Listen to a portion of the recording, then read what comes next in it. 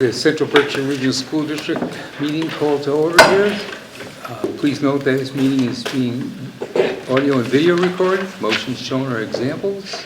They may be omitted or amended. So all rise for the Pledge of Allegiance, please. Pledge allegiance to the flag of the United States of America and to the republic for which it stands, one nation, under God, indivisible, with liberty and justice for all. Okay, roll call, please.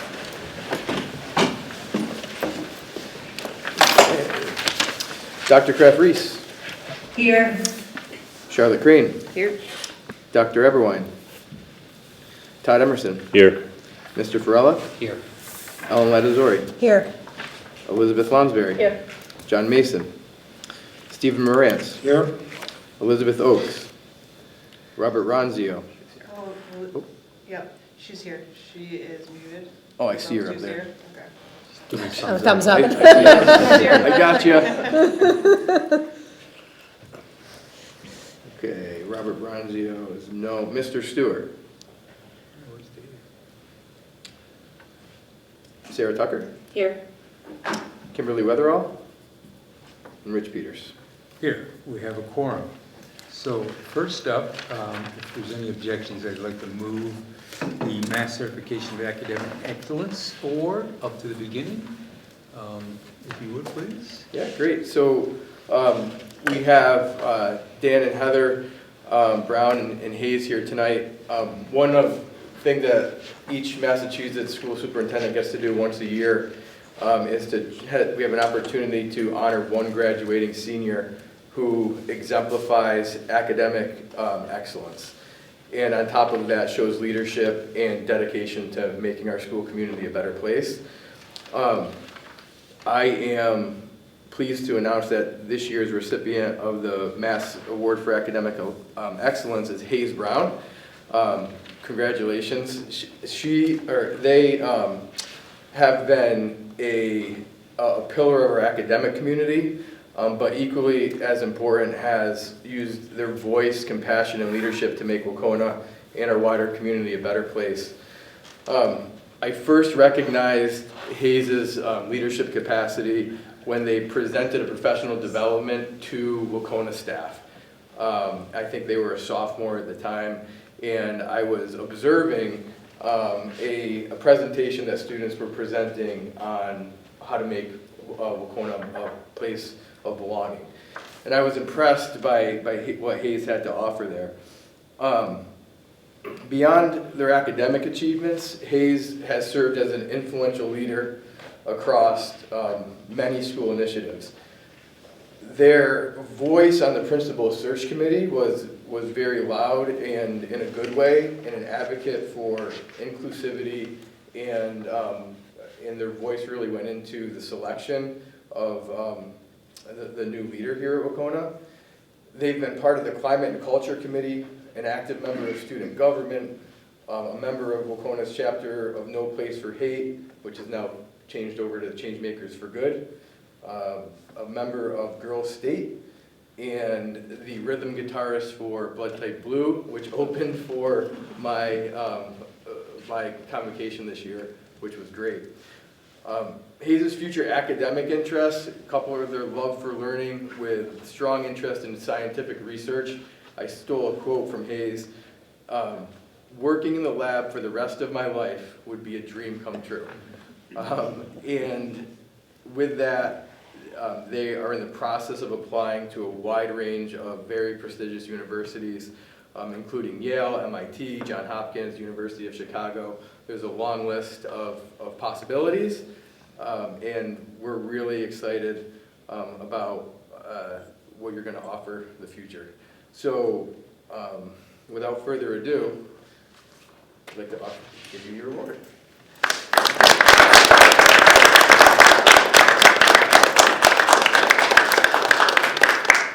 Congratulations.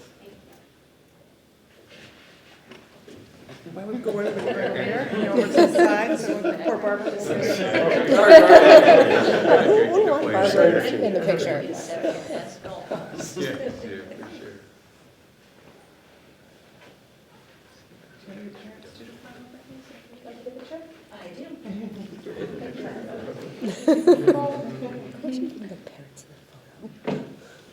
get one with mom and dad in it too. Yeah. They're paying for Yale or How much is that costing nowadays? How much is that costing nowadays?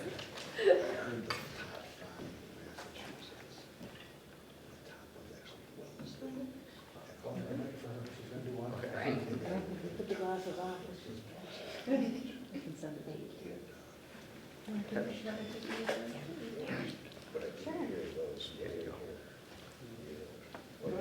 Superintendent, yeah. Boston University's pretty up there too.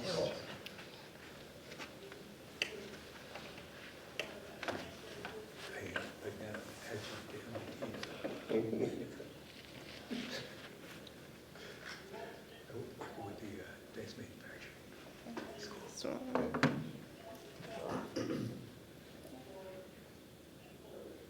Thank you. Thank you.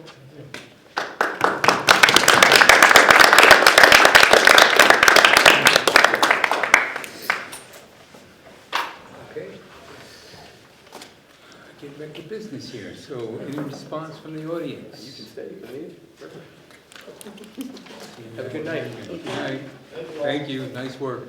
Congratulations. Yeah, congrats. So first up, student affairs. Sophie. All right. Good evening, everybody. So first off, parent-teacher conferences were held on November 12th from 6 to 8:30. Members of the National Honor Society, including officers as well, would be sitting outside of the teachers' classrooms for 5 minutes. Parents would go in, talk with the teacher, and then come out.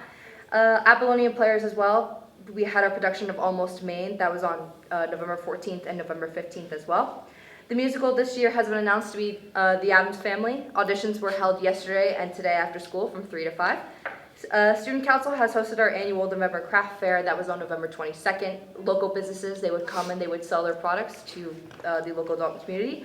And Light Up the Holidays was on December 6th from 6 to 8 o'clock. So the Wahconah Mixed Choir and the concert band will be walking around Main Street of the Dalton community. We would sing carols, and also play carols as well, and wait for Santa to come to the Dalton CRA. So that was it. Nice. Thank you for that No problem. support for the CRA and the community. That's a big, Yeah. you guys have a big part in that. Yeah. Elves and all that other stuff. Yeah. Okay. All right, next up is a financial report. There are some warrants previously signed. We don't have any gifts and donations. So can I get a motion to approve the minutes? Of So the moved. meeting Second. of the 20th? Get a motion in a second? So moved. Okay. I was still trying to read it. Put the glasses on. No one wants to go home already. Yeah. All right, any discussion around the meeting, any discussion around the minutes? Seeing none, hearing none, roll call vote please to approve the minutes. Dr. Kraft Reese, Yes. Charlotte Green, Yes. Todd Emerson, Yes. Mr. Farella, Yes. Ellen Ladazori, Yes. Elizabeth Lonsberry, Yes. Stephen Morantz, Yes. Elizabeth Oaks, Yes, I'm sorry, I'm showing up as Emma. I don't know how to change it.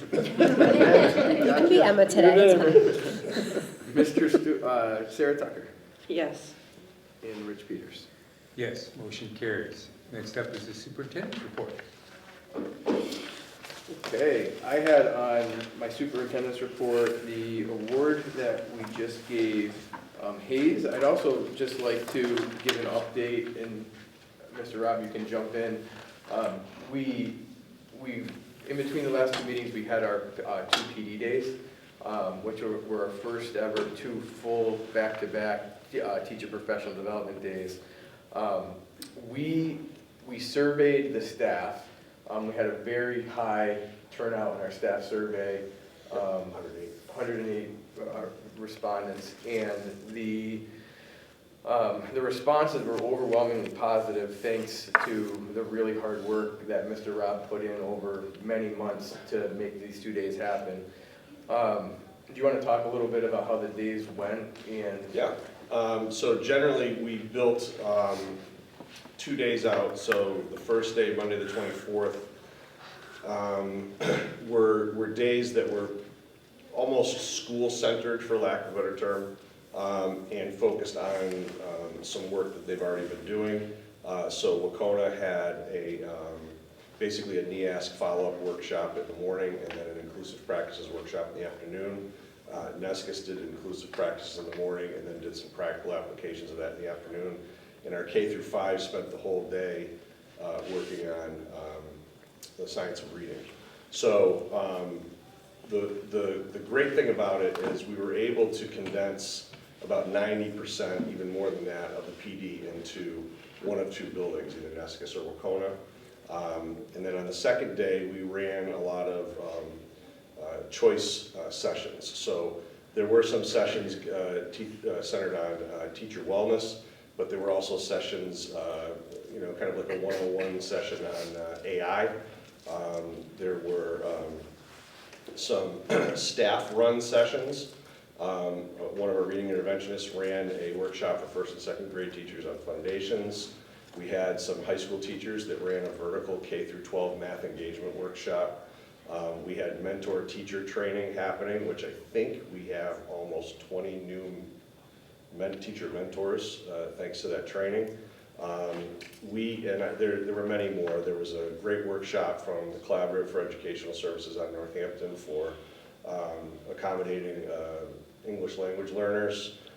There was a lot of different choices, and I'm not even naming half of them. What happened is in the feedback, one of the things that people appreciated was having things kind of centralized where everyone can sort of be together. They really appreciated being together in a K-12 type of atmosphere. And we sensed that energy on the first day. And we were able to, this is just something that I had never seen and I always aspired to, is we actually had our paraprofessionals and teachers side by side in training. Yeah. So, and they both had choice, and so both groups were together. You couldn't differentiate between who was who. It was just educators learning together, and to me that was pretty powerful. And we had a great childcare setup, thanks to the people running it and some high school volunteers, and we ran that out of Creightonville. So it was a good couple of days. There's certainly there were some logistical suggestions that people had in the feedback and those sorts of things, but the vast majority of folks agreed that it was beneficial to them and they liked the setup. How was the para attendance? So I will say that we looked at the attendance very closely, and on the first day, it was in the upwards of 90%, whereas typical it's in the 60%.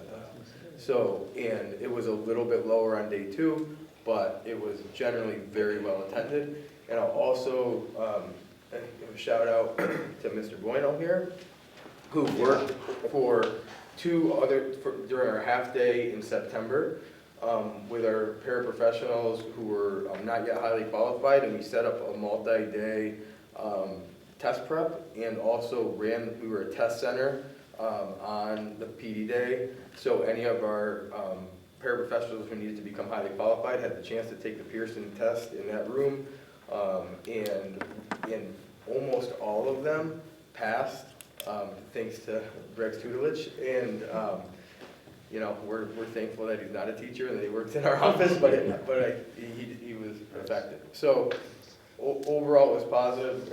We also have sent out a survey in my most recent superintendent's update around impact on families, so that we can get an understanding of how those 2 days together right before Thanksgiving affected everything from childcare to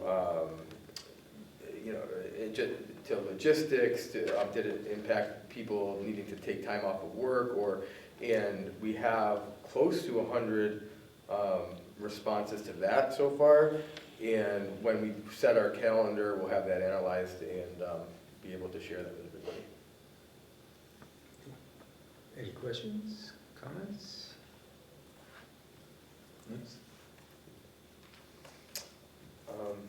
Anything else? The other piece We're gonna talk about, no, I think that's it for right now. A little further down. Yeah. I did want to notice, or just announce that we're in our second stage of community forums, based with our entry plan. So we had spent August, September, some of October getting out to communities and having community meetings, and we're just scheduling round 2. We're trying to have that coincide with the initial portion of our budget so that we can talk to communities about our budget as we're out in the communities. We scheduled the Beckett, Washington forum first because we're also going to be talking to Beckett, Washington about the future of Beckett, Washington and some of our ideas about the different ways that we could structure Beckett, Washington in the future, and looking for family feedback on how the multi-grading is going and what alternatives we have to that. So we're starting with Beckett, as that will have budget implications, and then moving through the rest of our communities. And Dalton's the same week. And Dalton's the same week. Yeah. And so, start with Beckett and Washington, Beckett and Dalton, and then moving through the rest of the communities as the budget season goes through. Cool. That's it for me. Questions? Okay. Yeah, oh, sorry, Liz. Just in the superintendent, I think it was the assistant superintendent's report about the AI, are we gonna, the AI group, we gonna discuss that? Sure. Do you want to? Sure, I can. Yeah. So, can I cheat off your notes? Yeah. Well, first of all, I don't know how far down the rabbit hole you want to go. I'm looking at Paul, who's on the committee, and he's glaring at me. So, we have a committee of about 15 people representing a cross-section of stakeholders in the district. Paul is wearing the school committee and parent hat. We have other parent/teachers as well. We also have a student who's from Wahconah who's on the committee. Joe's on the committee, key member as well. We are trying to find our way with AI in Central Berkshire so that we can at least come up with, by the end of the year, some basic expectations we can all lock arms around. I know that districts will eventually be pressured to develop policy. So what we want to do is we basically want to do some homework for the district to get us to a place where at least expectations, but maybe policy can be formed. It's a wild topic because there's so many different thoughts, feelings, and passions one way or the other about it. We purposely constructed this committee with folks who identified themselves as cautious all the way up to very excited about AI and all perspectives in between. We've broken up into 2 subcommittees. One is focused on teaching, learning, and staff training. The other one's focused on policy, student safety, and ethics. We have kind of given ourselves some homework to do. We've been trying to meet twice a month. There were people that wanted to be part of it, but I couldn't put together a committee of 35 people. So I created an AI advisory group that's going to meet less frequently and less formally. And I just met with them for the first time a couple of weeks ago. And basically we're going to use these 2 groups as a feedback group. So the AI advisory committee is going to be more of our boots on the ground, kind of more informal group. And I'm going to take what the AI ad hoc committee is doing and report out to those folks for feedback. And we're going to start a feedback loop with them, just so we don't have 30-something people in the same room. But everyone will be looking at the same work that's being done. We have also, contracted with Fadia McDeasy, who used to be the principal at St. Agnes, and a lot of people don't know this, she's also actually, in her previous life, a computer scientist. And she's gone off on her own as a consultant, and she's doing some consulting work with schools around AI, and she's been doing some, as we've just been calling it, AI 101 trainings in our district. So between the AI committee and the November 25th PD, about 100 staff members in Central Berkshire have gotten that, at least like a 3-hour 101 training from her, so that we can at least start talking more intelligently about AI and before we start really debating it. So that's kind of where we are with the work right now. At some point, though, I'm going to want to more formally present to you where we've been. It's just that we're in the middle of the AI ocean right now, and we're keeping a very close eye on the guidance that DESE is putting out. I'll speak about DESE and so on in just a minute for something unrelated, but in this case, DESE is putting out some really strong and clear guidance about AI that we are finding useful as a committee. We've also, Joe Sturgis has put together a list of tools for educators to use that, and he's researched their data privacy agreements to make sure that if we're using AI in any area, for planning purposes or whatever the case may be, that we know that the data that we're sharing is safe. And in the cases where it might not be, he's noted that as well, because as we teach educators about AI, they're also going to want to experiment with it. And so I was recently at a presentation with Jeff Riley, the former DESE commissioner. He's working with a group from MIT who's just focusing on AI's use in education. And that group recommended to actually not do school committee policy first and to stay away from it, because any policy we put in place is likely to change like next week, next month, very quickly, and to start at the handbook level with practical applications and putting guardrails around for students and teachers first, and then work backwards towards policy once we can wrap our heads around where this is going to go, because nobody really knows. And that's why our ultimate goal is, at least to have some common expectations that we can rally around first. Yeah. Good question. Thanks. Yeah. Anything else? Okay. Next up is subcommittee reports. First up is curriculum. Good evening. Oh, no, sorry, me. So the only thing on my list is the MASC Joint Conference report out from the folks who went down there. Bruce and Charlie, I don't know if you guys want to share some of what you found out. It was a while ago at this point. I don't know, there was a lot of really great discussions that I know we attended. We kind of divided and conquered for topics that we were all finding interesting. Charlotte, do you feel that there was anyone that jumped out specifically? I would say there were probably two that I found particularly interesting. The first one was about basically implementing a fourth tier of support around student mental health, and sort of having more of a wraparound team so that school counselors and guidance counselors could spend more of their time with sort of that middle tier of students, rather than getting tied up in trying to sort of facilitate care for the 1 to 5% of students at the very top. And so that was, it looked like they had some really good data coming out from that, and certainly something that I think is worth asking about and exploring, especially as you're looking at your tiers related to serving some of our underserved students. Were they talking about the focus of guidance is mostly on the top 1 to 5%, and So yeah, the bottom basically just like doesn't get a lot of having the challenge that this, and I can't for the life of me remember which school district this was at this moment, but I will look back.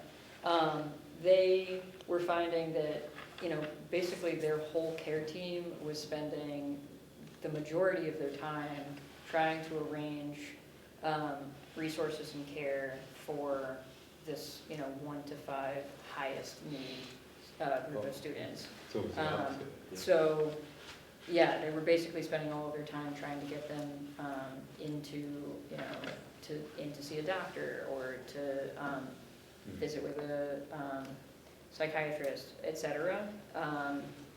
And that left, like, you know, the 95% of the student population who, you know, need a couple of touches themselves, right? But maybe don't need a full care team dedicated to, you know, seeing them through multiple, visits to physicians, etc. And they just did not have time to they didn't have the capacity for that.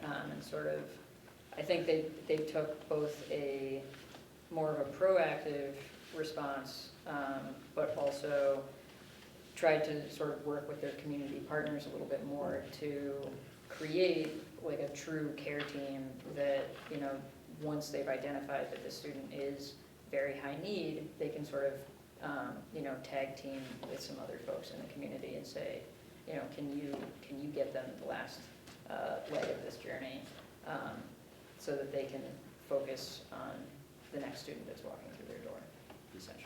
Do we see that as an issue here as well?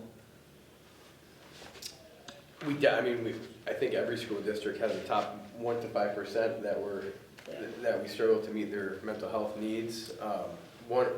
In Berkshire County, I think the other thing that we have a challenge is that our mental health professionals are also, there's not a lot of them for the amount of need in Berkshire County, and some of our students end up waiting a long time for the care they need. And I'd be interested to talk to somebody from the district to see if they were bringing counseling into the schools. There's some research around the challenges of that, and just to see how they did it, where the space was. You always have the potential of, if you're doing actual therapy in schools, of triggering students and inducing trauma sometimes, and then that's happening in the school environment. So there's a lot of considerations, but having a community connection with more resources is certainly better. You know, the model too was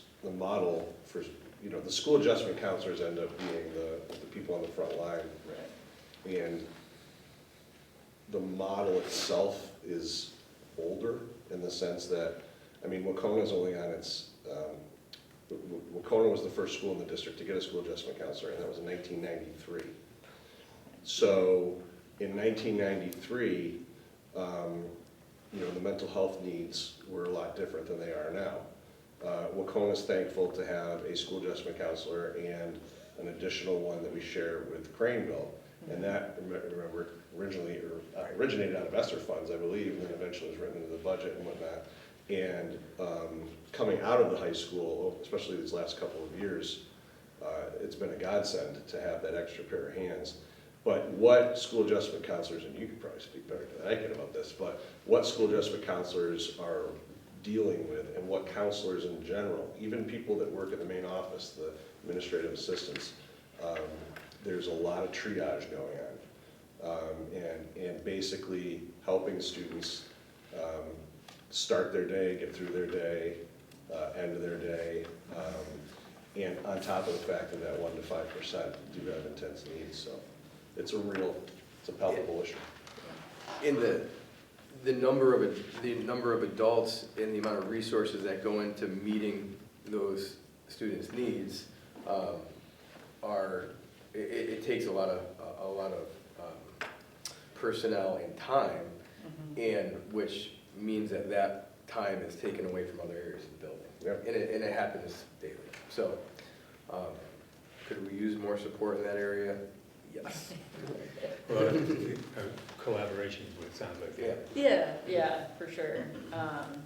And then I would say on a rather unrelated note, one of the last sessions that I went to was by the Falmouth School District, and they had started a campaign on healthy meals. Their superintendent, I think 2 years ago, requested a chef to be brought in as one of their employees, and that chef goes around to local farms, etc., and we'll basically get the ingredient of the month, and then they'll make just a really simple, sample taster thing, and they'll serve that at the different schools for about a week and talk about that particular ingredient, and then they'll see that same ingredient in a scratch-made meal,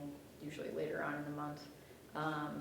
But it was interesting, both, they've just made a greater push to do more locally sourced foods and more scratch-made foods, but also they've really engaged their students in sort of reflecting on what they're eating, and they've gotten a lot of home recipes from families, and they'll make all sorts of things that, some students who don't usually see, what they have at dinner on their, school lunch plate, they, get to sort of be the star of the show for that day and tell their friends about it and all of that. So it was just a, cool, cool effort that they made, and I thought it was neat. So I kind of tended toward the legal and legislative type, very interesting, not in depth at all, updates. So the one that I thought was really interesting was a discussion with people who had worked at the state legislative office. They had come from both sides of the aisle to discuss these updates that are coming through that are going to affect the schools. But what they really emphasized was the fact that we're coming up on kind of an unprecedented situation where ballot initiatives are becoming a bigger and bigger thing, as we know from the M.A.S. data, from M.A.S. being overturned. So having an idea of what's coming down the pipe is definitely something to have a heads up on, because this year they said that opposed to previous years, which was like 1, 2, 3 initiatives, they're looking at about 40 this year. Ooh. So we could have a lot to be discussing at the ballot box. And these are 40 that have gotten the original signature, they're the first level of signatures. So, sorry, I thought you were going to say something. No, yeah, that was, I wrote down 47. I think that's where it's at right now. Oh my gosh. That's great. Yeah. But the ones that not just those, but also laws, or not laws, but proposals that are coming through. They're looking at adjusting Chapter 70 aid, which, thank goodness. Mm-hmm. Reserve funds for special ed, and then regional school assessment reserve funds as well. Improving the fiscal health of rural school districts, so thankfully that would be for us too. Expanding capacity in voc tech schools. Establishing financial literacy curriculums. Extra support for school committees in superintendent search process. And then there was a bunch of other bills that have passed for the Senate passed a bill making the schools cell phone free, but that's going to have to go back to the House to come through all the way. K-12 statewide graduation requirements, and Chapter 70 local contribution studies on that. So that was the one that I had a lot of fun at least learning about, because there was just so much information there. And then another one I went to was education law, so current issues and developments. The 3 big ones that they spoke about were religious opt-out and options for when it comes to curriculum, First Amendment and off-duty conduct of employees, and there's one more, but I don't have very good notes on it. So, but for those 2 specifically, they went really in depth and explained, these are the kind of things that families and students can opt out of, and this is things they can't opt out of. And then for the First Amendment and off-duty, this was right after the Charlie Kirk incident. So there was a lot of discussions about if a teacher speaks on these topics in their personal life, how does that affect the school district First Amendment protections compared to being an employee. So, yeah, I mean, lots of very good information, So what do you guys think, worthwhile going down there? Yeah. definitely, yeah. Right, I keep saying that, so if you Yeah. have the opportunity to go, it's so education, there's so much to learn down there. You were there. I was there. I went. One of the sessions that I went to. That was. I thought it was very good. Was about the health of rural schools. I met with Representative Natalie Blais and Senator. I can't remember the senator's name. She was from Central Mass and. Talk specifically about challenges with rural schools, especially around funding. There is a MASC council of school committees, of rural school committees, separate from M.A.S.S, and they're working together right now on how to advocate for fully funding rural aid, which is one thing that they asked, and I put this in my family update, and I actually had it on last month's superintendent's update, but I didn't get to talk about it because we went right into the sessions.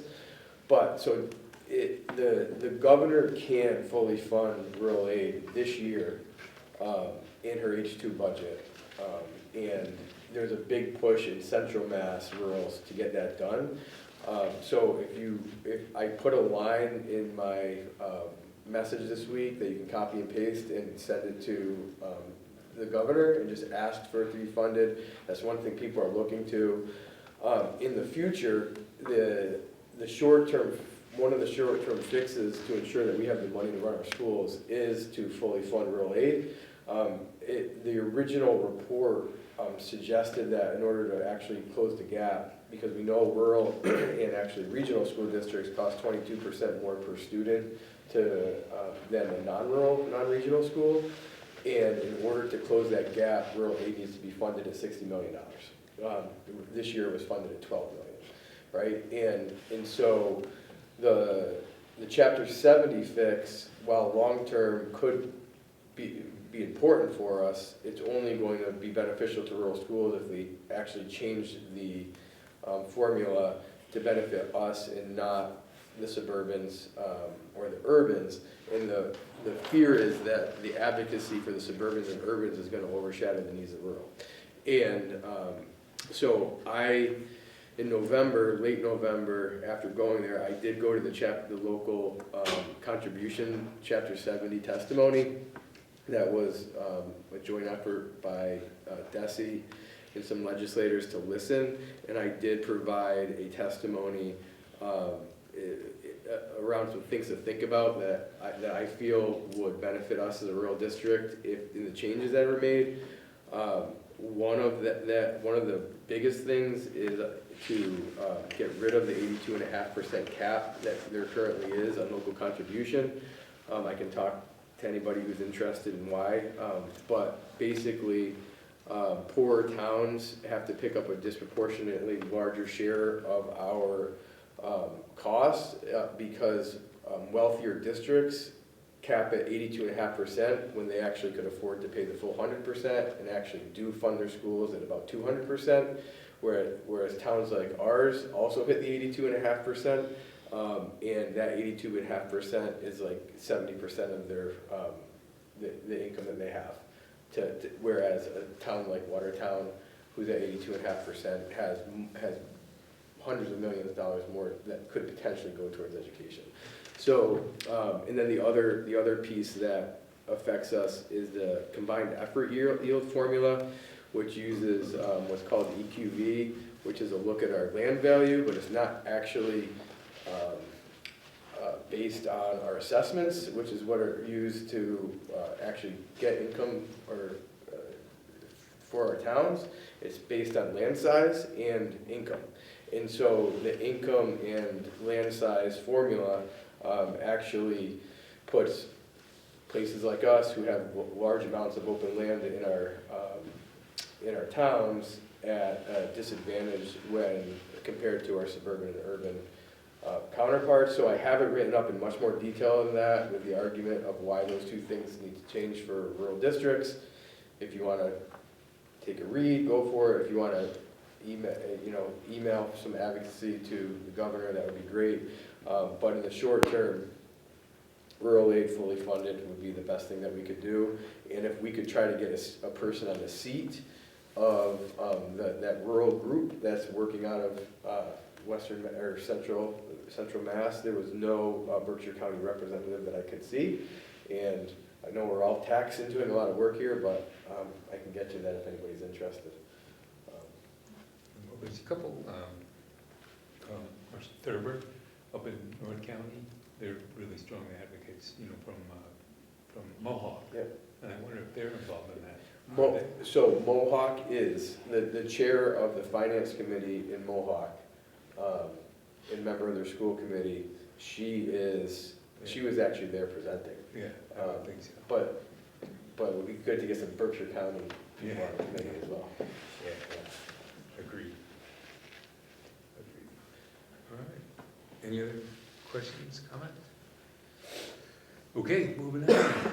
Thank you guys for doing that. And I apologize we had to hold off a month because of last meeting was a busy meeting. Yeah. Okay, first up is curriculum. Good evening, everybody. Curriculum met actually twice, once since our last school committee meeting, but two times that I can report on tonight. The first was November 4th, where we were presented with the graduation competency determination plan by Assistant Superintendent Rob. So I will let him give the presentation, and then we have a vote to take. Greg's gonna project just some slides that I put together for you, but they accompany the handout that you have. This handout that you have is the actual work template that the state provided to us that we had to fill out. And it's the information in this template that we will be uploading to the state portal by our deadline of December 31st, provided you vote for the plan that we put together. A lot of this plan is a reiteration of what we already do, but there were also some expectations that we had to live up to or guidelines we had to work within once we finally received the guidance from the state. So what I did is I put together a slide, first of all, that just gives you a little bit of the history behind our journey with M.A.S. and the previous state requirements. I'm not going to read through that word for word, but that's the world that we lived in up until question 2 was passed. Next slide. Once question 2 was passed, it disassociated the graduation requirement from performance on M.A.S. So the world that we live in right now is the students are still expected to take M.A.S. It's still reported out in our school accountability, made public and whatnot, but it does not hold any sway over a student graduating from high school. That's where we stand right now. However, second bullet item there, in the process of going through the fallout of question 2 being passed, the state started to put out some new guidelines and expectations for high schools. And as it says there, high schools now have to demonstrate that their students have achieved competency. And we were essentially told to come up with our own plans to provide evidence of that within the template that you guys have in hand here. I just want to say something about that. We got a head start on it here in central Berkshire. The snow is still on the ground. It was like February. So we started working on this a while ago, and we were way out ahead of it. However, the guidance that we were getting from the state was minimal. The most substantive guidance we got from the state wasn't until July. The folks that were working on this were on summer vacation, we're working on it with me, we're on summer vacation. And so when we reconvened as a team, when school started back up, we had to do some revisions based upon the new guidance that we received, and then we were told we were going to be getting some more guidance. Later on in the fall, in the midst of us actually finishing up this plan, is when the governor's new proposal for high school graduation requirements was made public. And I don't know how familiar everyone is with that, but it's getting some press because they've made it public, they're asking for feedback and whatnot.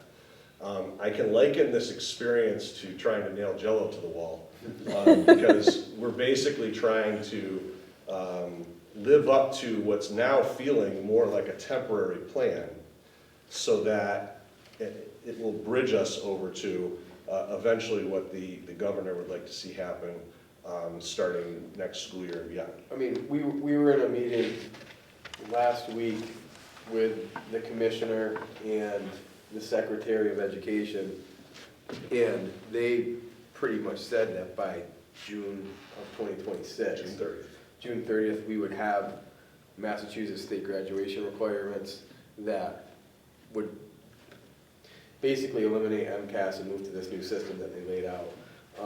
And so this next M.A.S. is likely, potentially, the last M.A.S. that we'll give to 10th graders. It'll still exist 3 through 8. However, all of the graduation requirements that they've laid out, which is like 7 different buckets, will start rolling out in June for next year. So we're getting ready for that, but in the interim, we then had to make another adjustment to the plan. Right. So go to the next slide. So I just want to give a thanks, first of all, to the Wahconah administrators, our content coordinators, and our Director of Student Services, Nate Liu, for being part of this team. Mike started the team, and then when he became superintendent, I took it over. It was an easy switch for me because I'd already been part of it as principal. And one of the things we had to do before we had any real concrete guidance was to try to anticipate what that guidance might be. You can go to the next slide. So the overall goal for us is the state wants us to clearly and transparently articulate math, ELA, science, and U.S. history classes students take at Wahconah and whether or not they meet or exceed state standards. So we have to, as a school, show students mastery of a identified subject and successful coursework completion. All right. So the way you can go on. So the way this plan shakes out, this is basically a summary of the packet you have in front of you, is we're going to continue obviously giving students credit. And you earn 5 credits for a full year course, 2.5 for a half year course. They're going to earn credit, and they're going to earn credit by getting a grade of 60 or higher. Mastery is primarily shown by completing and passing identified competency determination courses.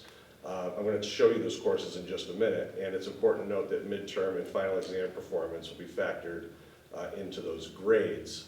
And I've also spelled out for you how those midterms count, but I do want to pause for just a minute there. When we presented to Curriculum Sub, we were under the impression that high-stakes assessments like midterms and final exams were going to be heavily scrutinized by the state, if that makes sense. So we had originally put forth a plan where students had to pass those in order to achieve competency. What we are now getting from what we're now hearing from the governor's plan is that they have something called end-of-course assessments built into their plan, but they don't want the end-of-course assessments to be a hurdle or an obstacle for students on their path to graduation. They want them to mean something, but they don't want them to be preventative in terms of a student graduating. So what we're trying to do is we're trying to adjust our sails a little bit and take our lead a little bit from that hint from the governor in our plan. So in this packet here Anywhere where you see a boldface item, it's a reflection of the change that we would like to make in the original plan that we sent to the curriculum sub.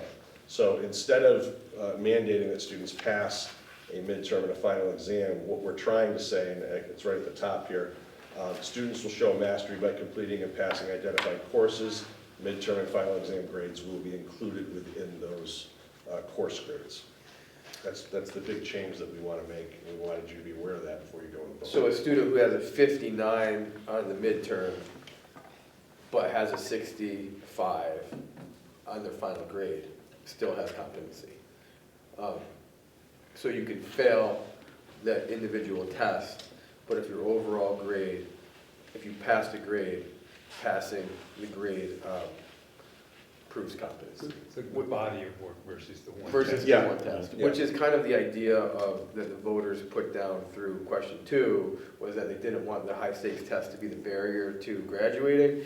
So if the state's not going to have the high stakes test that they're now creating, the M.A.S. 2.0 end of content test, if they're not going to have that be a factor in graduation, then we shouldn't hold the class of 2027 and keep some kids from having competency determination if the class of 2028 likely is not going to have that.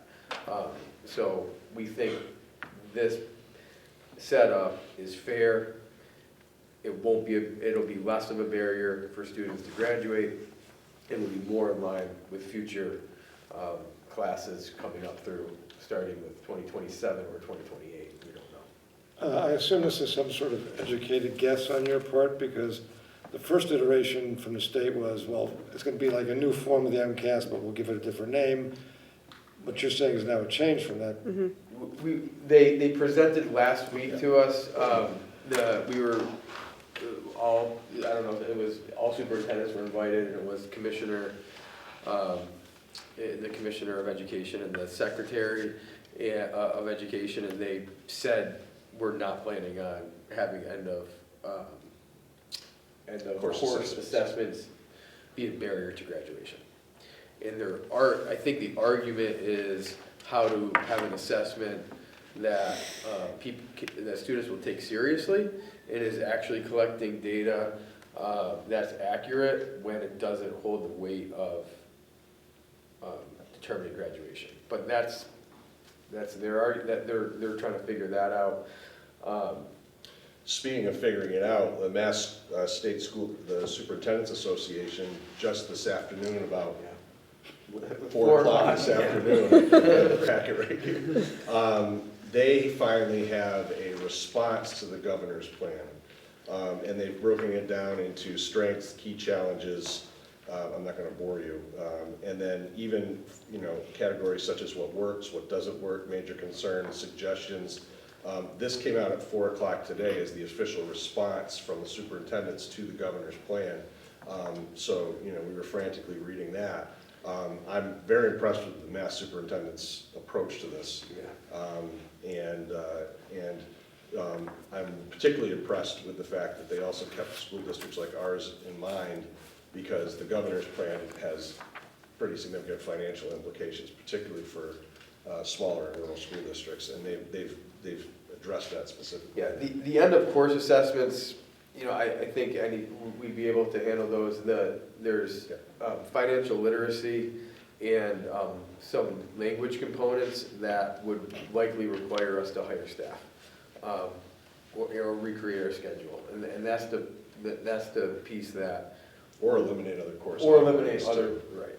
If we have to, I think the fear is if every student has to take a financial literacy standalone class in high school, we have to have a staff member teach that. It has to fit into schedules. So we'd have to either allocate somebody else or take away another specialist in order to do that, or add a financial literacy curriculum and teacher into the budget, which we'll likely find out that we have to do for next year after this year's budget goes through for us. So that's the pushback, I think. But the commissioner said he's going to work with us. With us. Yeah. All right. Oh, Question? So I I'm very pleased to hear that the state is not looking to do new MCAS. And I do definitely agree with the approach to not have the midterm and the final be the be-all, end-all say in somebody's graduation. Some kids are just not good test takers. It's not fair to them to let that ride.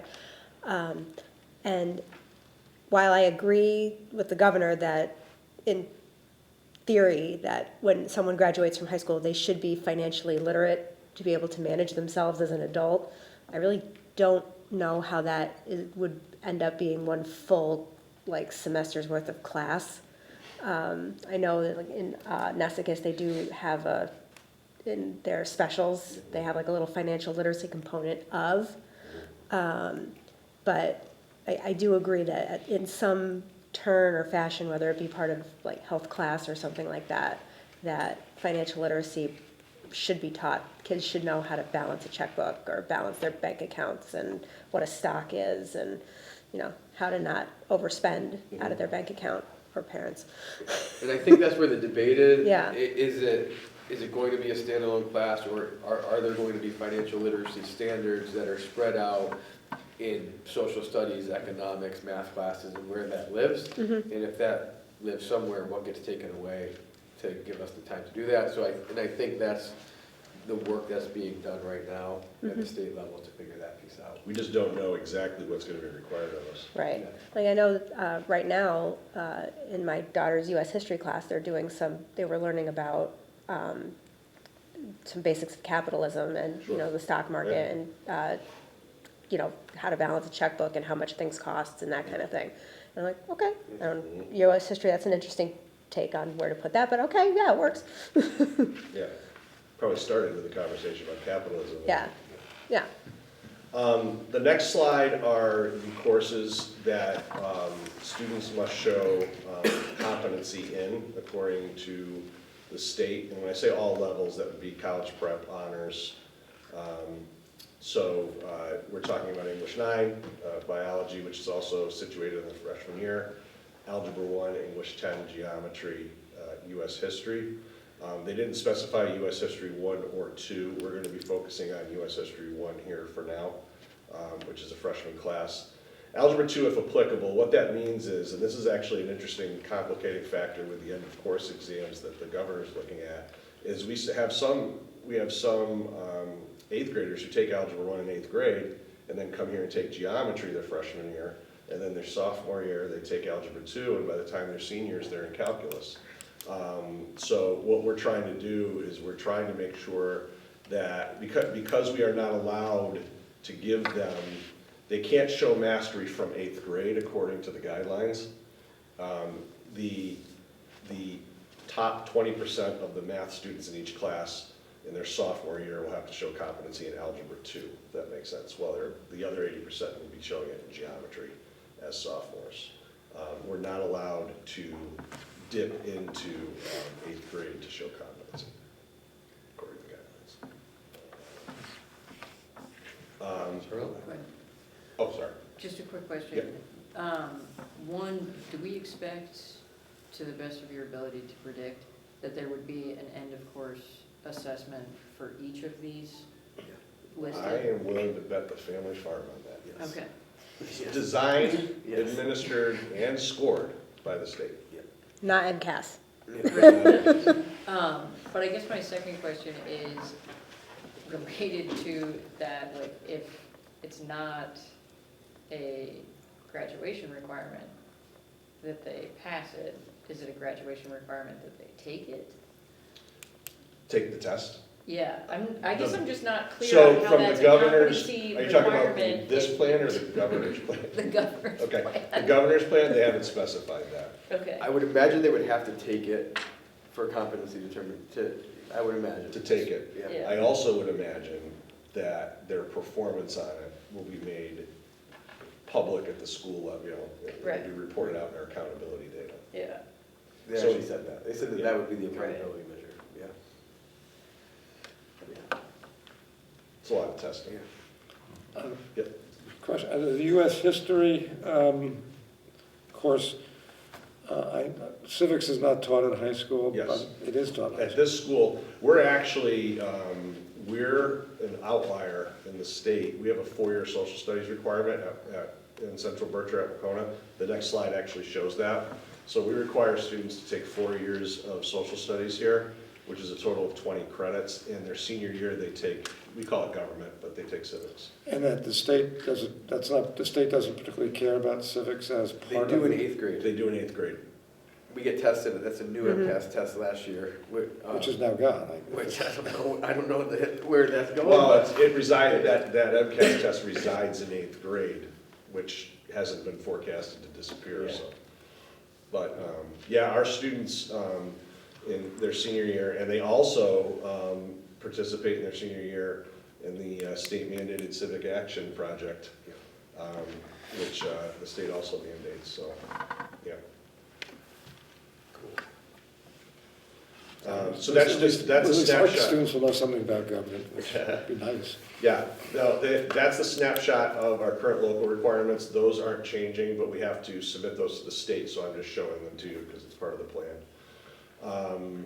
Also, these are our current attendance requirements. I'm showing you those because we have to submit that to the state as well, because students could, I stress that word, could lose course credit if their absences exceeded 10 days for a semester course, 20 days for a full year. 18 days is considered chronically absent, by the way. So that's tied into our graduation requirements as well. And we are also required, according to the state, to put together some plans for special populations and an appeals process. So students with disabilities, particularly those who have what are called C-grid services, we will be using what are called applied courses to meet their competency determination. And we just need to make sure that it's documented in their IEP that their applied math, their applied ELA is the course that's intended for them. For English language learners, for those who have lower what they call WIDA scores, it tests their English proficiency. For those that score 1 or 2 on the state assessment called WIDA, we may be able to use their English as a second language class to fulfill the ELA competency determination.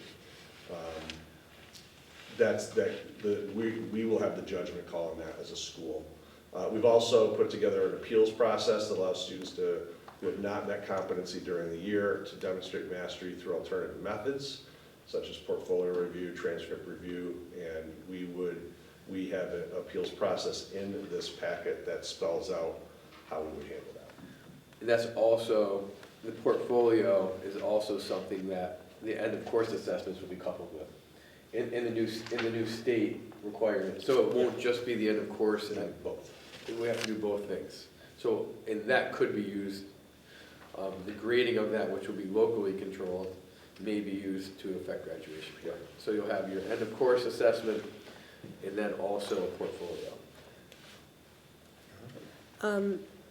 Wasn't another group of students in that list, those, probably a very small group, but of students that if they move into the district, like in high school from out of state, how do we make sure that they are meeting state requirements? Yep. What we would do, trying to think of, they're referred to as late enrolling students. The pages aren't numbered. This is a worksheet, but it's right beneath the English learners. So we would have to, and this happens every year, any late enrolling students, we would have to conduct what's called a transcript review from the sending school. And we'd have to decide whether or not they would have to take additional courses upon entering Central Berkshire. That's not new for us. That's a standard experience. I'll give you an example. We had a student once move in to our school from Connecticut, and they didn't have a Connecticut version of M.A.S. And he was a senior, and we had to scramble to put the M.A.S. in front of him starting in November, again retest in February, and then sit with the sophomores in the spring. We won't have to do the M.A.S. scramble anymore, but the transcript review is something that we know how to do, and we have been doing for years. So The way the state has this spelled out is that they are requiring that you approve the competency determination plan. Once you approve it, we, as a district, must develop a plan of communication to students and families. Then we must publicly post the plan, and then we must submit it to DESE by New Year's Eve. So you know what I'll be doing in the next couple of weeks. And, yeah. So let's say we end up voting it down.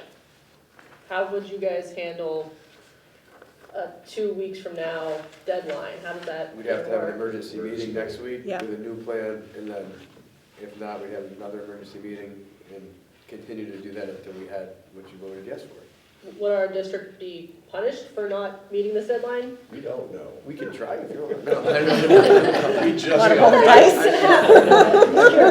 And we would have loved to actually brought this to you on November 20th, but if you remember November 20th's meeting, we Yeah, didn't want to do that. and we may have been back here with you tonight anyway. Yeah. With updating some of the changes. Yeah.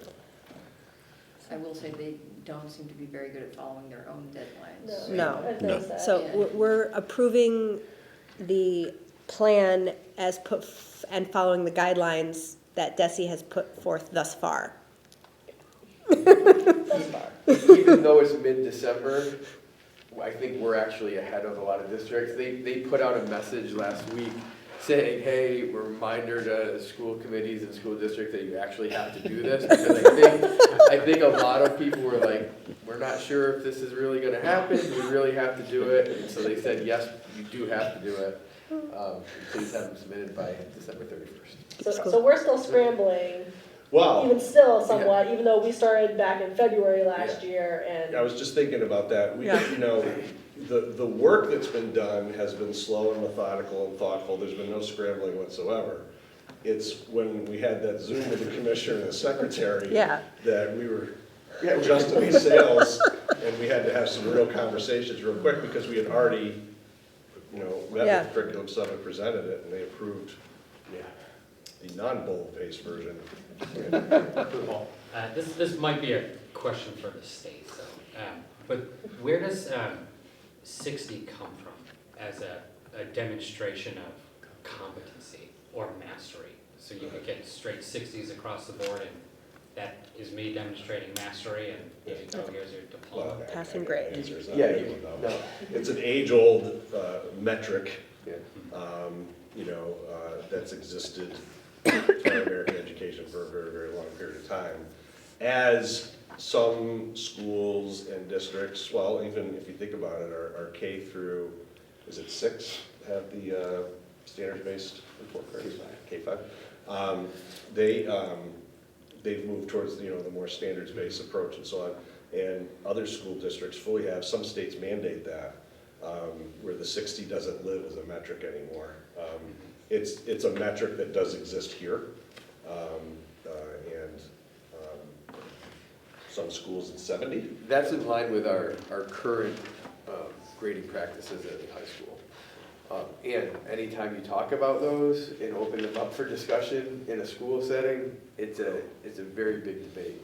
Because educators do not, there's varying opinions about grading practices in general, the philosophy behind grading, and there's a large divide between educators there. So it's very hard to come to a determination on a number of what actually proves competency. I think it's the same thing as an M.A.S., like any number that, where do you choose which is, you know, if you're proficient or not. Right, it's quantifying it's very someone's knowledge in a way. It's like how you put a number on it. Which I think is why the state is looking at not only having the end-of-course assessment, but also having a portfolio that is a little more subjective, and giving local schools the power to grade those. Is just adding work to our plate without a lot of input into what it looks like. But that grading likely wouldn't be on a 0 to 100 scale. But it's a good question. So we have a vote? So I'll read the motion, and then if we have any further discussion, and then we can take our vote. Be it resolved that the Central Berkshire Regional School Committee approve the Central Berkshire Regional School District Competency Determination Plan as recommended by the Curriculum Subcommittee. Second. Okay, motion and second. Any questions, concerns, comments? I just had one other question. With the, I guess, do you have discretion for absences? Yes. Okay, so, Just to, I could go a little bit further. yeah, We have, we conduct attendance appeals at the end of first semester and then again towards the end of second semester. We have a student support team made up of dean of students, nurse, counselors, teachers if needed to review students' appeals if they go beyond the 20 days, because you have students obviously that have surgeries, get hospitalized, have tragedies in their families and those sorts of things. So there's a lot of discretion that's exercised. but is there any weight to that besides your discretion of they have completed it or not? Are their courses worth it? Not worth it, sorry, is. Well, if they don't, Fulfilled. if their appeal is denied and they've got 30 absences, they could lose credit for the year in that course. As an example. But it's not anything like 10% of their grade is No, it's not. attendance or anything like that, okay. It's actually illegal. You can't tie grades to attendance. It's tied to credit earned. Okay. Anything else? Okay, roll call vote, please. Okay, here we go. Dr. Kraft-Reese, Yes. Charlotte Green, Yes. Todd Emerson, Yes. Mr. Farella, Yes. Ellen Lazzori, Yes. Elizabeth Lonsberry, Yes, Stephen Morantz, Yes. Elizabeth Oaks, Yes. Sarah Tucker, Yes. Rich Peters. Yes, motion carries. Thank you, everybody. Feel better now? Yes. A lot better. Hopefully no We'll look emails from forward Desi to the next tomorrow. version. We also met this past Tuesday, December 9th, where Assistant Superintendent Rob gave us a little presentation on this high-quality instructional model collaborative that we were lucky enough to become part of for our Wit and Wisdom curriculum in the elementary schools. For a little background, we're in year 2 of implementation for Wit and Wisdom, our ELA high-quality curriculum in the 3 elementary schools. We had strong progress noted after year 1. Our MCAS results reflect some good growth that we could attribute to the new curriculum. We are part of a learning cohort for this state collaborative for this high-quality curriculum. There's a community of practice overview with at no cost to the district. DESE sponsored this. It's a way to support districts using who are using Wit and Wisdom. It fosters collaboration with the 6 other districts who happen to be along Route 2.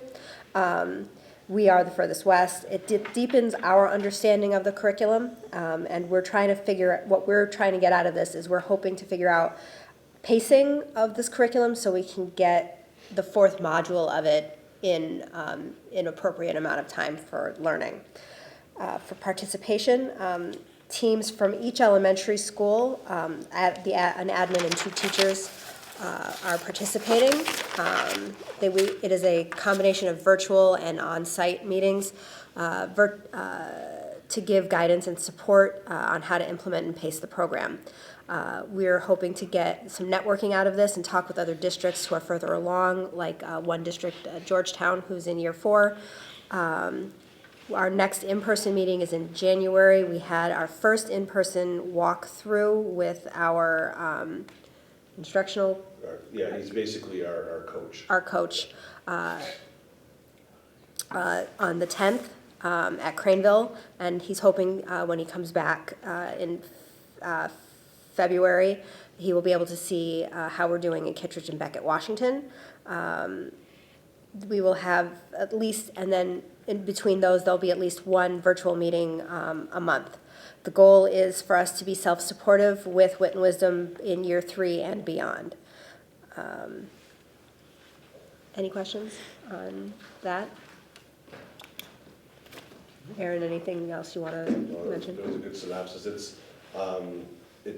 We have the team of teachers and administrators. We did do our first walkthrough at Craneville yesterday. We want to give a big thanks to the Craneville teachers who opened up their classrooms to us. We got to see, we broke up into 2 subgroups and got to see a lot of classrooms in just one morning. And it was exciting to see the hard work happening. Our teachers are working hard and our students are working very hard. You can see it at play. So I just wanted to make sure everyone knew that.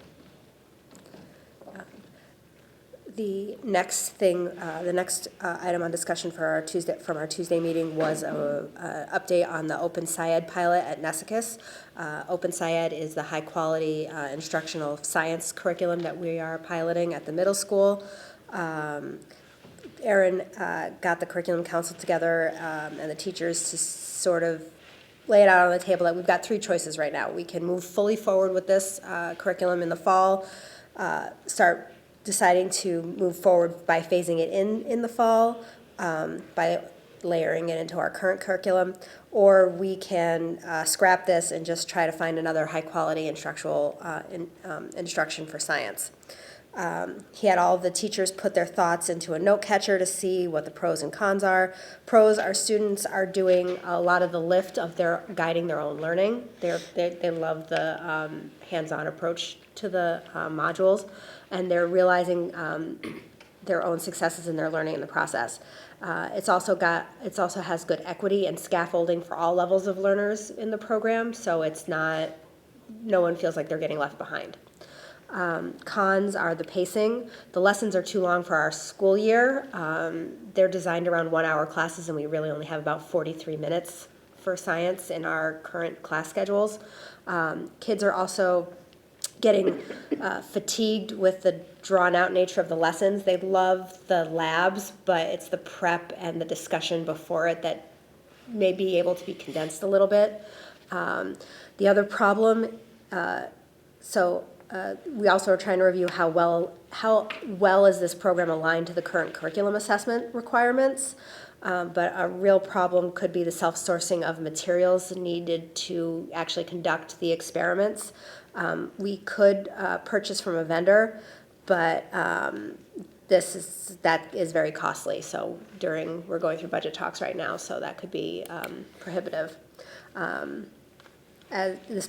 What we had discussed is this pilot really did eat up the whole science budget for the year.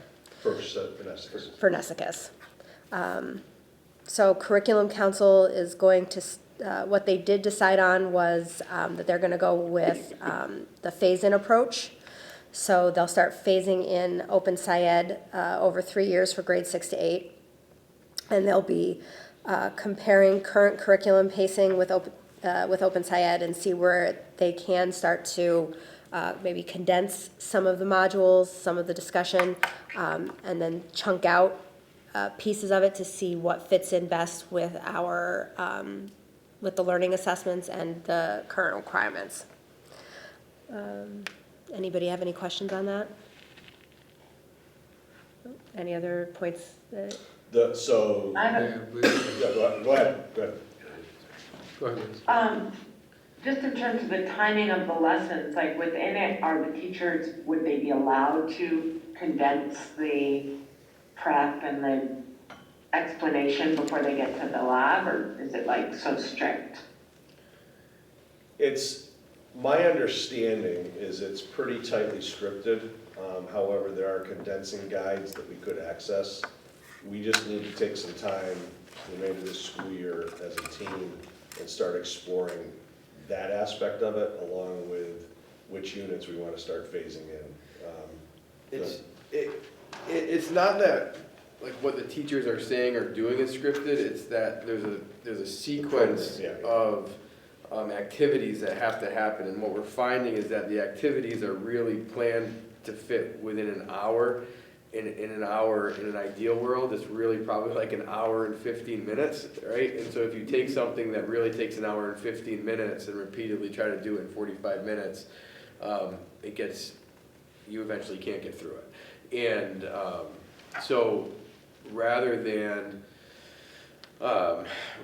cutting out pieces of lessons that ends up being disjointed, we have to really look at what our priority standards are and what chunks we're going to take out rather than individual lesson pieces. So students are still getting the lesson, but maybe we take out a unit and do 3 units instead of 4, or skip pieces of a unit, and that's really the conversation.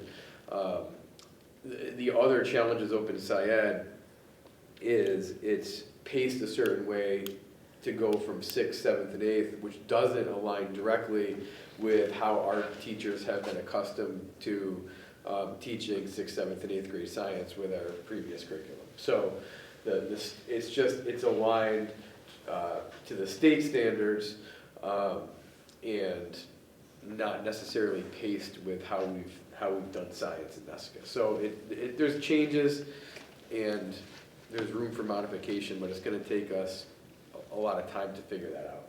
And we're going to start after the new year, meeting as a team and start planning that out. One of the things we also have to, we really need to identify which units we're going to phase in for next school year, because then we have to start talking about the budgeting for the labs. The other thing is there aren't a whole lot of other choices as far as high quality science instruction, so we may kind of just be stuck. So this sounds like a test of how flexible everyone can be with this curriculum. It is. Right? Yeah. Yep, that's for sure. The good news is that once they are actually in the labs, the kids love it. They're very, Hands-on, yeah. ready to go. So that's all that we had for our discussion on Tuesday. Our next meeting will be January 26th via Zoom at 7 p.m., where we will get an update on the open source ELA pilot at Wahconah and fall benchmarking. Okay, thanks, Alan. Nice job. Finance? Evening, everyone. Finance Committee last met on October 27th. We reviewed the first quarter financial reports. We remain on target, which is always good. Revenues are tracking as expected. Earnings on investments are performing well, and the district received more charter school reimbursements than initially anticipated. However, a few expenditure areas came in higher than projected, primarily in maintenance, building, and equipment costs.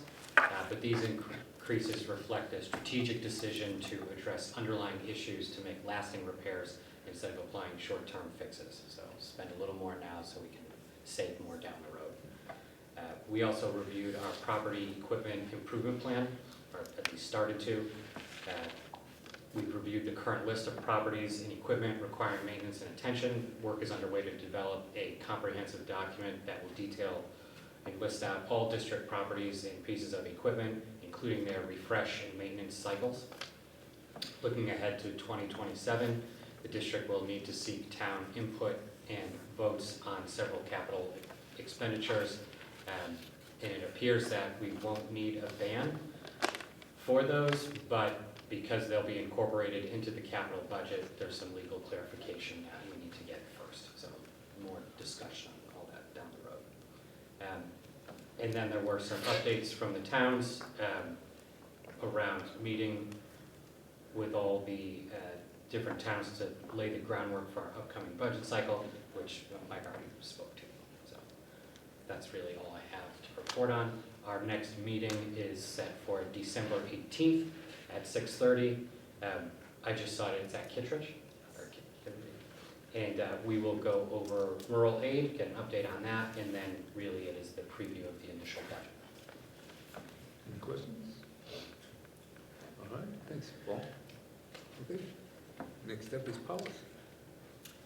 So we met last Thursday, continued our discussion of Section J, which is on students. I believe it's actually the longest section. and is proving to be just that. We did review some previous policies that we were holding on because we needed some more information from Superintendent Hanal.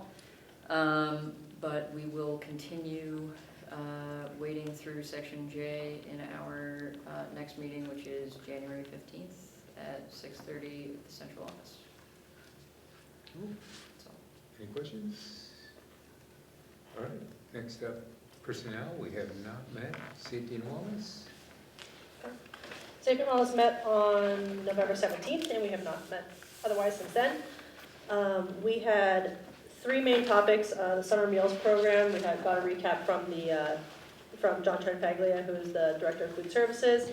And then the 2 subjects that kind of tied together were the current and future vaping drug protocols. That was given to us by Jared Shannon.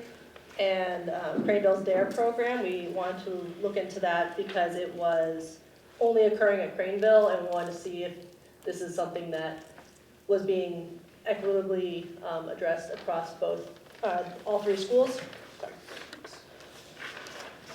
So for the summer meals program, John reported that the 7-week-long summer meals program over summer 2025 provided breakfast and lunches for any children 18 years and younger for 7 days of meals per bag.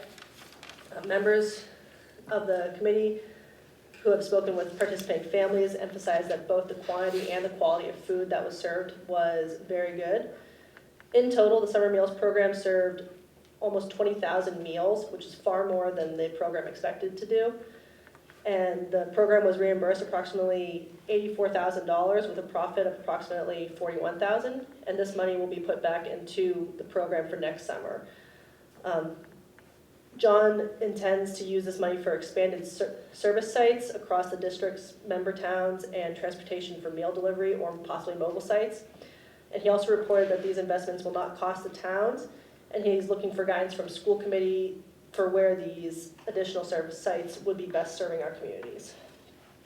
For the second part, with the high schools vaping and drug protocols, Jared Shannon reported that the district had taken a proactive and progressive stance to address vaping by treating it as an addiction rather than strictly punitively. And through a partnership with the Breen Center, the district is working to teach harm reduction and have conversations around healthy choices. He did report that in fall 2024, Wahconah was averaging about 75 vape detection alerts in the bathrooms per day. However, this year the number is dropped down to about 40 per day. So hopefully what they've been doing has been working very well. Going forward, Jared would like to address difficulties he had with communication regarding services available and continue to reduce vaping infractions which negatively affect Wahconah's culture, which is something that students had reported as a major issue for Wahconah itself.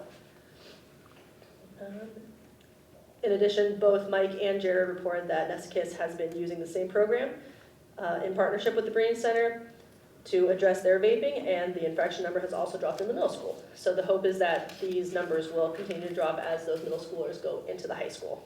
And then finally, at the bottom tier, I guess we could say, was the Craneville DARE program. DARE is a 10-week program delivered to Craneville's 5th grade students, and it's run by Dalton Police Department's Sergeant Tyler Miller. He's the one who has Wendell, the comfort dog, who you may have seen around in community events.